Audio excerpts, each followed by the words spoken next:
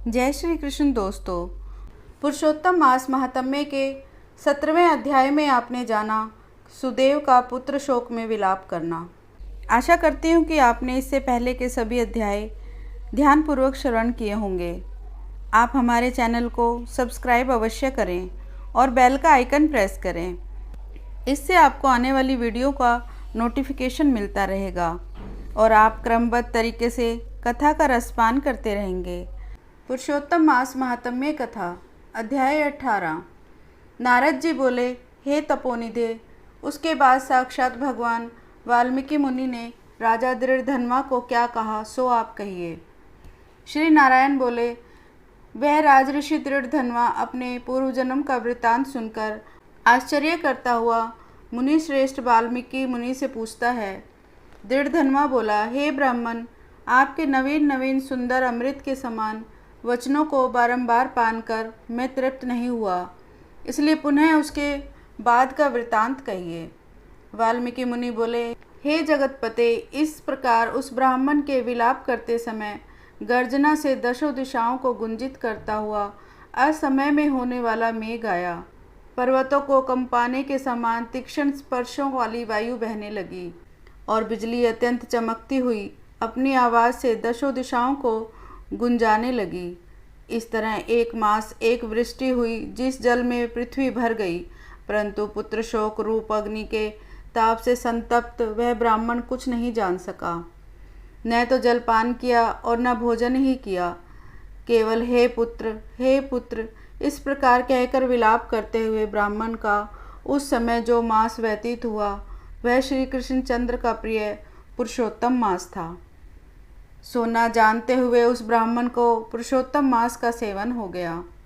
उस पुरुषोत्तम मास के सेवन से अत्यंत प्रसन्न नूतन मेघ के समान श्याम वर्ण वनमाला से भूषित हरि भगवान स्वयं प्रकट हुए।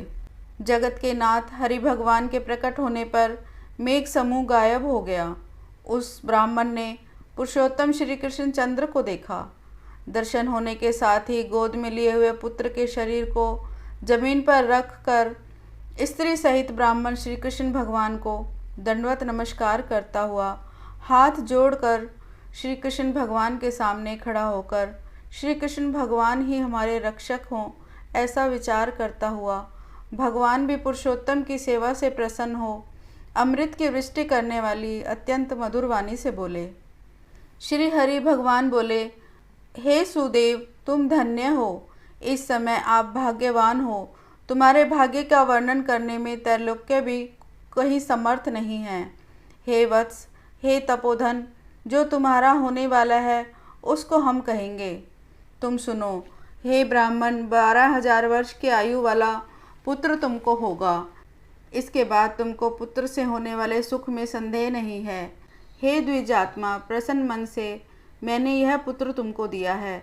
हमारे प्रसाद से होने वाले तुम्हारे पुत्र सुख को देखकर हे द्विजात्मा, देवता, गंधर्व और मनुष्य लोग पुत्र सुख की इच्छा करने वाले होंगे। इस विषय में तुमसे प्राचीन इतिहास मैं कहूँगा, जिस इतिहास को पहले मार्कंडेय मुनि ने राजा रघु से कहा था।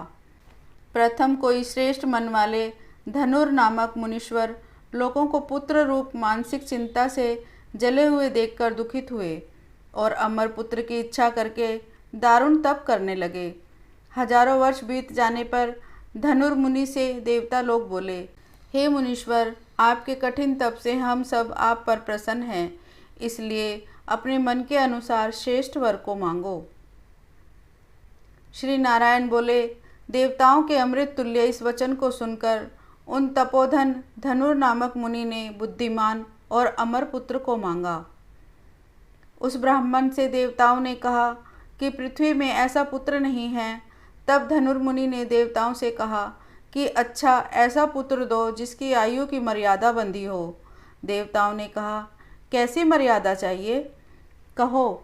इस पर उस मुनि ने कहा कि यह महान पर्वत जब तक रहे तब तक उसकी आयु होवे, ऐसा ही हो। इस प्रकार कहकर इंद्रादि देवता स्वर्ग को चले गए। धनुर्मुनि ने कुछ समय पश्चात वैसा ही पुत्र प्राप्त किया। उस मुनि का पुत्र आकाश में चंद्र के समान बढ़ने लगा। 16वें वर्ष के होने पर मुनीश्वर ने पुत्र से कहा, हे वत्स, ये मुनि लोग कभी भी अपमान करने योग्य नहीं हैं। इस तरह शिक्षा देने पर भी उस पुत्र ने मुनियों का अनादर किया। आयु की मर्यादा के बल से उन्मत्त उसने ब्राह्मणों का अपमान किया। किसी समय परम क्रोधी महिष नामक मुनि ने विधि से शुभ फल देने वाले शालिग्राम शिला का पूजन किया। उसी समय उस बालक ने वहां आकर शालिग्राम की शिला को जल्दी से लेकर अपनी चंचलता के कारण हंसता हुआ पूर्ण जल वाले कूप में छोड़ दिया। क्रोध से युक्त दूसरे कालरुद्र के समान महिष मुनि ने उस धनुर्मुनि के पुत्र को श्राप दिया कि यह अभी मर जाए, परंतु उसे मृत हुए न देखकर मन में मृत्यु के कारण का ध्यान किया। देवताओं ने इसे धनुर्मुनि के पुत्र को निमित आयु वाला बनाया है। इस तरह चिंता करते हुए महिष मुनि ने लंबी सांस ली, जिससे कई कोटि महिष पैदा हो गए और उन महिषों ने पर्वत के टुकड़े टुकड़े कर दिए। उसी समय मुनि का अत्यंत दुर्मद लड़का मर गया। धनुर्मुनि ने अत्यंत दुख से बार बार विलाप किया। इस प्रकार अनेक बार विलाप करते हुए पुत्र के शरीर को लेकर पुत्र के दुख से अत्यंत पीड़ित हो चिता की अग्नि में प्रवेश किया। इस प्रकार हठ से पुत्र प्राप्त करने वाले कहीं भी सुख को नहीं पाते हैं। हे तपोधन, गरुड़ जी ने यह जो पुत्र दिया है, इससे संसार में तुम प्रशंसनीय पुत्रवान होंगे। हे अनग, मैंने प्रसन्न होकर पुरुषोत्तम के महात्म्य से इस पुत्र को चिरस्थायी किया है। यह तुमको सुख देने वाला हो। पुत्र के साथ सर्वदा गृहस्थ आश्रम का सुख को भोगने के बाद तुम ब्रह्मलोक को जाओगे। वहाँ उत्तम सुख देवताओं के वर्ष से हजारों वर्ष पर्यंत भोग कर पृथ्वी पर आओगे। हे द्विजात्मा, यहाँ तुम चक्रवर्ती राजा होंगे। दृढ़ धनवा नाम से प्रसिद्ध तथा सेना सवारी से युक्त हो 10,000 वर्ष पर्यंत पृथ्वी के राज का सुख भोगोगे। इंद्र के पद से अधिक अखंड बल और ऐश्वर्य होगा। उस समय यह तुम्हारी स्त्री गौतमी तुम्हारी पटरानी होगी। नित्य पति सेवा में तत्पर और गुण सुंदरी नाम वाली होगी।